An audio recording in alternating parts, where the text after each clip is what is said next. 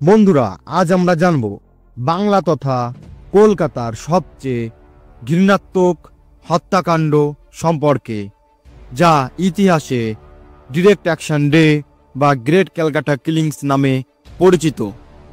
চলো শুরু করা যাক। সময়টা 1946 সালের আগস্ট মাস। দ্বিতীয় বিশ্বযুদ্ধ তখন মাত্রই শেষ হয়েছে। ভারত তখনও ব্রিটিশ শাসনের অধীনে, কিন্তু বাতাসে ভাসছে স্বাধীনতার গন্ধ।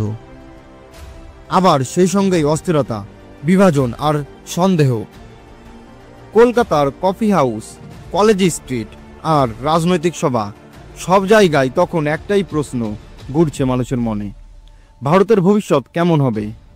কংগ্রেস চায় একত্রে স্বাধীন ভারত, কিন্তু মুসলিম লীগ মোহাম্মদ আলী জিন্নার নেতৃত্বে দাবি তুলেছে আলাদা দেশ পাকিস্তান চায়। সেই সময়ে জিন্না ঘোষণা করলেন 16ই আগস্ট হবে ডাইরেক্ট অ্যাকশন ডে, অর্থাৎ সেই দিন মুসলিম লীগ শক্তি দেখাবে পাকিস্তান গঠনের দাবিতে। সেই দিনটা ছিল শুক্রবার। সকলে, হাজার হাজার মানুষ মসজিদ থেকে নামাজ পড়ে বেরিয়ে আসছে, হাতে মুসলিম লীগের পতাকা, মুখে স্লোগান লড়কেলেঙ্গে পাকিস্তান। হাওড়া থেকে শিয়ালদা পর্যন্ত শহর ভরে গেল মিছিলের ঢলে।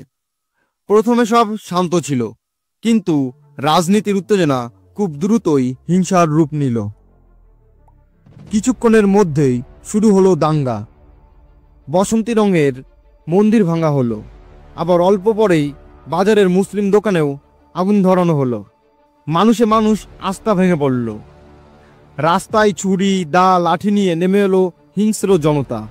হিন্দু ও মুসলিম উভয় সম্প্রদায়ের মানুষ ভয়ঙ্করভাবে আক্রান্ত হলেন। ট্রামের লাইনে, গলির মোড়ে, রেল স্টেশনে, সব জায়গায় লাশ পড়ে থাকলো। একটা শহর মুহূর্তে পরিণত হলো মৃত্যুপুরীতে।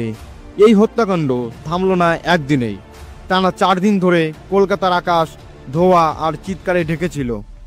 বাড়িঘর জ্বলে ছাই হলো, পরিবারগুলো ভেঙে চুরমার হয়ে গেল।